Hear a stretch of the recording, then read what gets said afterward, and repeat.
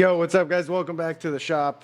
This week's project is pretty fun. Stuff like this is, yeah, it's just fun to build. Couple white oak nightstands from my own house. A lot of cool details in these things. Let's get right into it.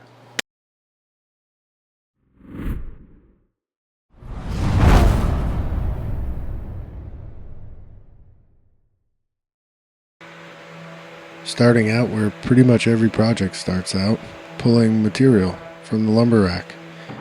So I got some flats on white oak. It's not perfect, it's got some wormholes and stuff like that, but we're going to use it, and I think it's all going to look pretty cool in the end. So these nightstands are part of, or on a long list of furniture pieces that I want to build for my own house. And I was feeling a little extra motivated this week on top of everything else we have going through the shop to get these done. And furniture pieces like this are always kind of fun, just to kind of build your own stuff and your own designs, and yeah, just fun. So we start milling all my parts for the end panels and the face frames.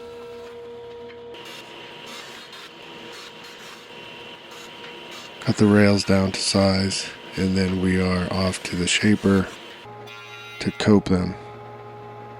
So the end panels are all just shaker style end panels. So we do the cope cut, and then we move over to the other shaper to run the profile. And I have an outboard fence set up there, so that's just that piece of plywood that's clamped down, and you can see the power feeder is angled towards that piece of plywood, so my piece stays tight up against it.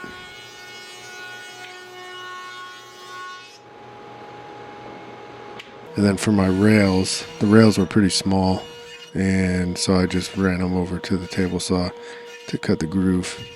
And you could see my table saw was completely clogged. The dust collection, you can see the dust just flying in the air. Next morning, pulled out this a little bigger than half sheet of 1/2-inch white oak that I had in the rack for a while. Trying to center the flitches on these for the panels, just so they look nice and all consistent. Cut them down, and then we take it to the router table to rabbet all 4 edges of those panels, so those will fit in the groove that we just cut on the shaper. And sanding, everybody's favorite part, sanding. Gotta sand them before we glue them up. Alright, so for glue up, usually if I have a ton of glue ups to do, I'll fill up some glue like in a cup and then use the brush with it. But because I only had 4 panels to glue up, I'm just kind of squeezing it on there and spreading it with the brush. So I run my stiles long, and everything is wider than it needs to be too, as far as my rail and stile thickness or width. So I'll clamp up one end, and then I have spacers that go in between the rails, and then my doors will come out just the right size I need when I cut them down afterwards. So clamp it up, and it's good to go. Got all 4 of those in clamps. And then I didn't mess with this project for like a day and a half because we were pretty busy this week. So we get these out of clamps and then off to the slider to cut them down to size.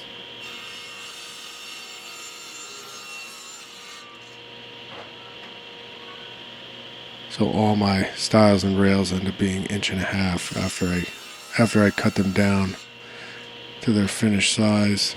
So I'll do 3 cuts here on the slider, and then I'll do the last rip cut over on the table saw, my other table saw. I don't do it on the slider just because I don't use my rip fence that came with the slider, just because it's kind of annoying and I don't really like it. I'd much rather do all my ripping on this saw.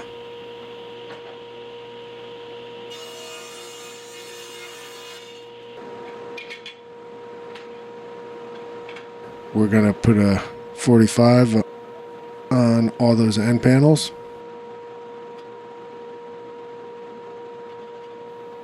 Using that digital angle finder. So yeah, miter all the end panels so that we can miter them to our face frames. So those are the styles there for the face frame. So get a miter put on all those.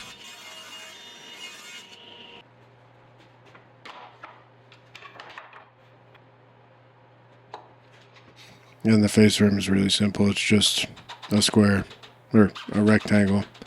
Nothing crazy. And I did use some wax on the screws, pocket screwing into the oak just because they can snap. So it just helps them go in a little easier.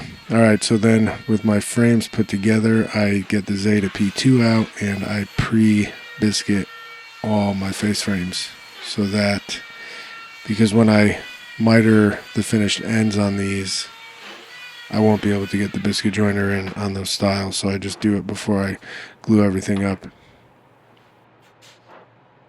We will miter fold the end panels to the face frames. I just put a couple pieces going across the joint and then one piece coming down. And this holds really well, works good. Put some glue in there, then you see a piece of scrap plywood with some pocket screws to hold it nice and square while the glue dries.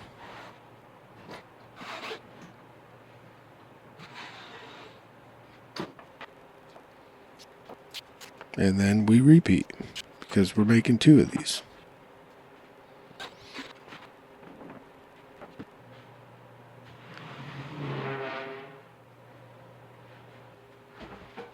Alright, so now back to the lumber rack, pulling out some material to make the base for these. Now, I had this idea in my head. Pretty much this whole build, I kind of had a basic idea of what I wanted, and then you'll see things change and I kind of modify things as I go here. But these 2 pieces that I'm milling up are going to be the base, and I needed to mill up a long enough piece because I want the grain to wrap all the way around. So we get these down to our width and thickness. I put a little rabbet on the top edge, that's the face, and you'll see why here in a minute.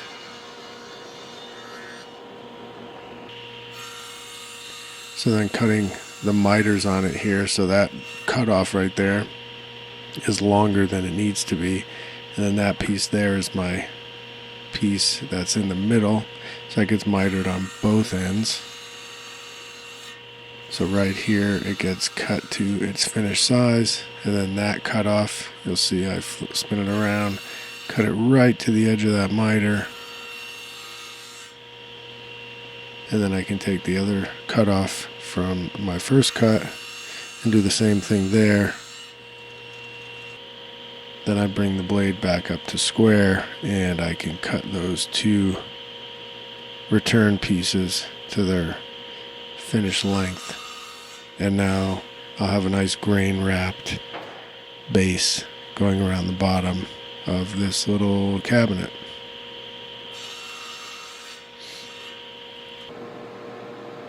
So here I've got my two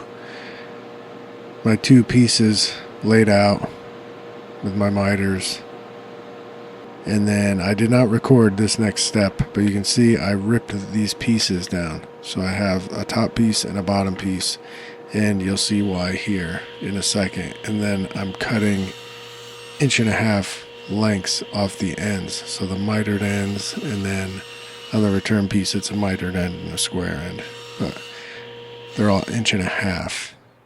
And so then I'm gluing them back on because I want my base to have this notch in it. And this is a kind of a little trick to keep the grain match and not have to get in there with like a jigsaw or anything like that. This method works really good. And once this is all sanded up, you'll never know that I cut the piece off. Using some CA glue just to get those glued on, and then I'll lay out the base piece and we'll do the same thing and miter fold these around. Now I did make a mistake on these and we will fix it later, and you'll see when I realize that. But that's not exactly how I wanted those pieces to be. Then I moved on to milling up some pieces for the tops.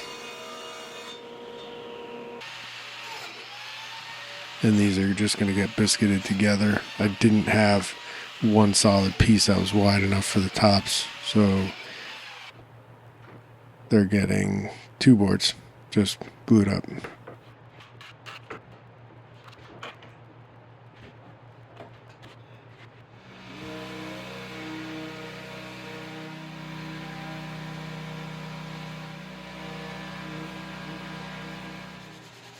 With projects like these, you get in like a good groove, and then all of a sudden you're like, dude, I gotta stop and sand, and it just slows you down.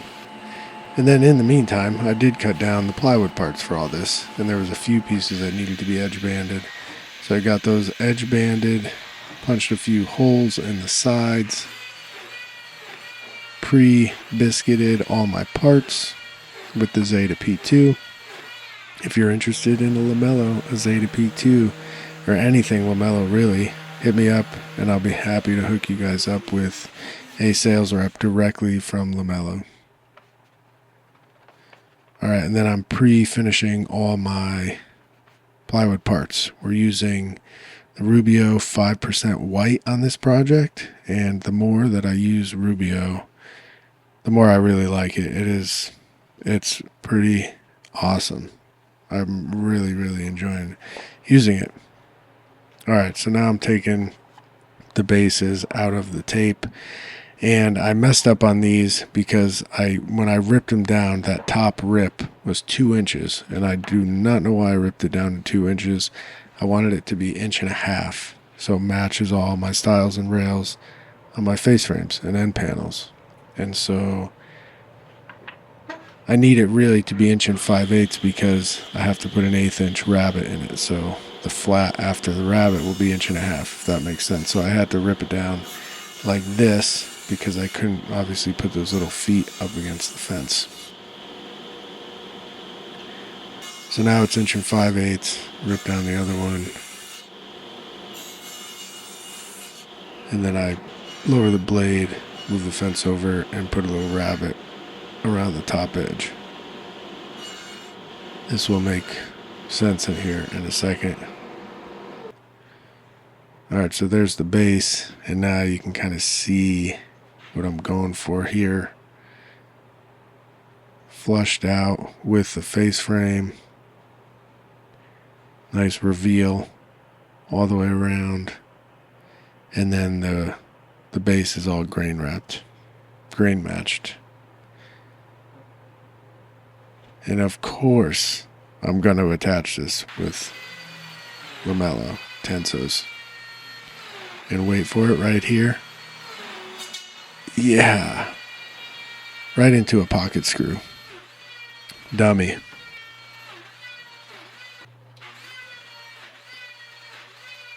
So we keep going on, and that was the only pocket screw that I hit. Alright, so to glue this on, obviously we're using tensos, and I am adding glue. I make sure to put the glue on the inside edge of that piece so that I don't get a ton of squeeze out into that joint. And then we repeat.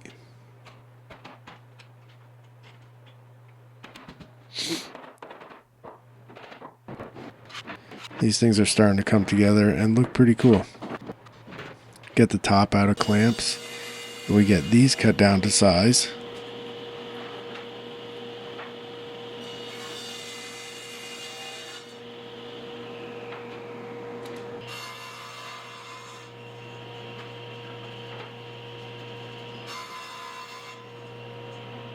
And so I cut these down to size, and with to have a 3/4 overhang all the way around. So I put them on there, and it looked fine. And then I thought, maybe it'll look cool if they're flush. And I literally did not think about it too much. I made a game time decision, and I just went and I cut them down and made them flush. We put a little rabbet around the sides and the front edge.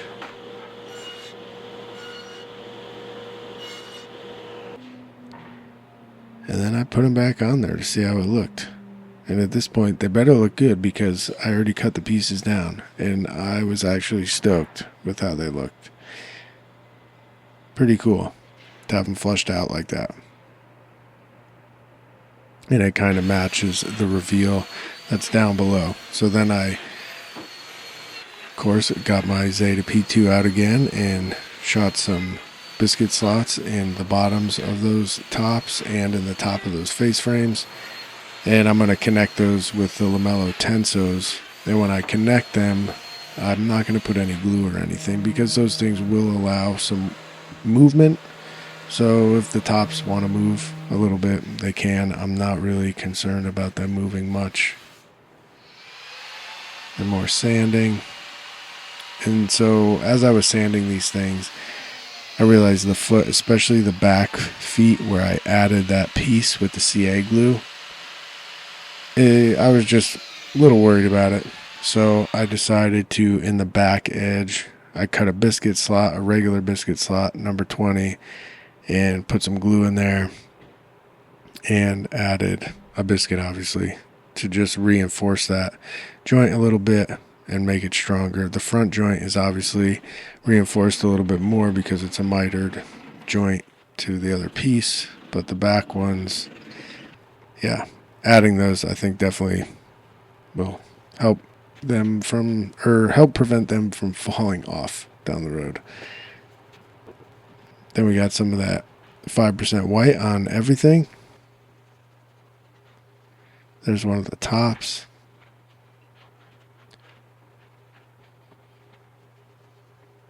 And some of these boards had some pretty wild grain that I used for the tops.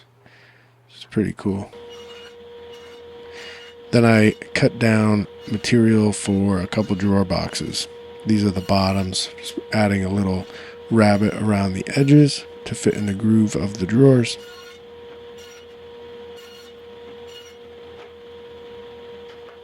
And then I take my drawer parts and go ahead and cut a groove in them. And so the drawers are small drawers. They are not tall. They're only 2.25 tall. And this is just because there's not a lot going in these drawers. It's going to be maybe a phone, notepad, like pencil, whatever, like little things. So, yeah.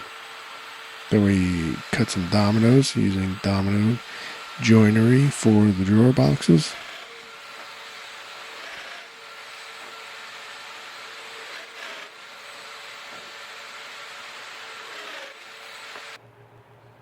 And then we could assemble them. So it's just 2 drawers, one for each cabinet.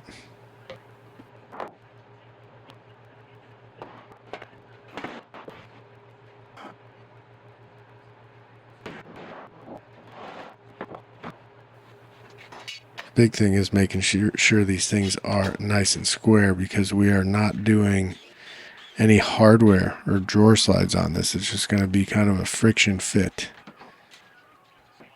And I can put my boxes together. These are all pre-finished. Remember, we finished them earlier. So this is upside down right now. And I cut some spacers and then putting the fixed shelf in there. And this is what my drawer box is going to sit on.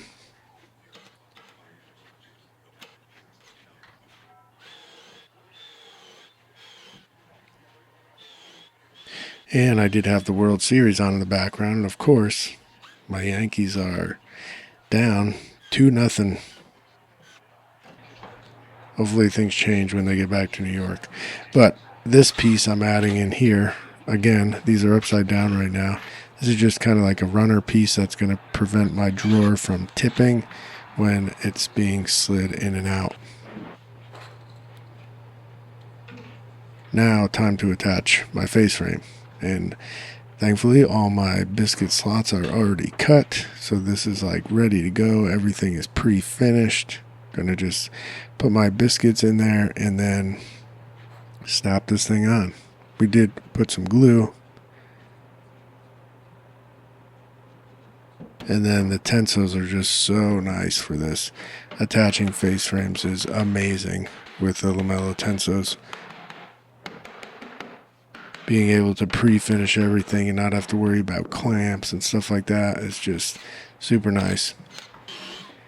So these pieces of poplar on the back, you can see the pocket hole slots are to attach the end panels in the back.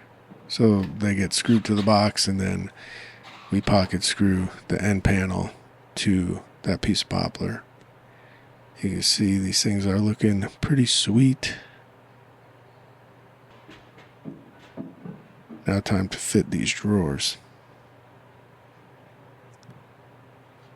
So I did need to trim a little bit. Take it over to the joiner. Taking a very light pass here off each side. And yeah, we got them fitting nice.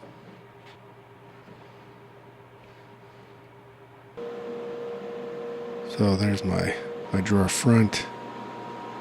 Not doing any pulls on this. Doing a little beveled cut on the bottom.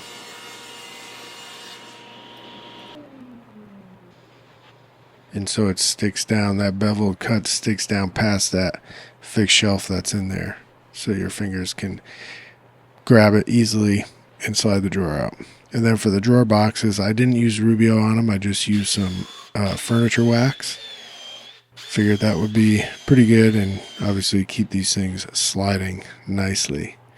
So for attaching the drawer front, if you saw those screws in there, I hold the drawer front up and just tap it. Pre-drill the back of the drawer front and then screw it to the box. And these need to be like dead on because obviously there's no drawer slides and no adjustment, and this method works really good. You can see the reveals were looking nice. Now we could attach the tops. Snap them on with some tensos. Again, I did not use any glue here. I want these things to be able to move around if they need to. And that's really it. Got those drawers in there. And I think these things turned out pretty cool. Let me know what you think.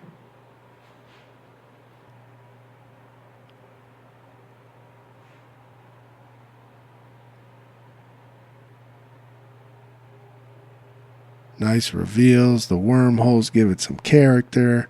The kind of crazy grain and stuff. Fun project.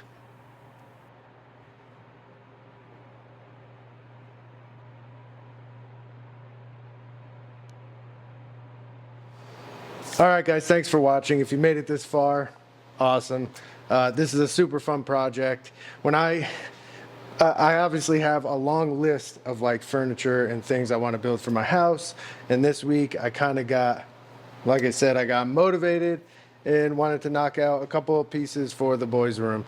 I do plan on making more pieces for that room, some dressers and stuff to match. So we'll kind of build those based off this design. But these are really, these were really fun. And we made some changes along the way. That's kind of what's fun about building your own stuff, is you're free to kind of do whatever you want. And as I put things together, I like to, yeah, wing it a little bit. But I think these came out really cool. I like how everything is kind of flush with the reveals coming around the bottom and around the top. Just pretty cool, I think. So, yeah, thanks for watching. Patreon, link is down below. Be sure to like, comment, subscribe, all that good stuff. And yeah, we'll see you guys on the next one. Peace.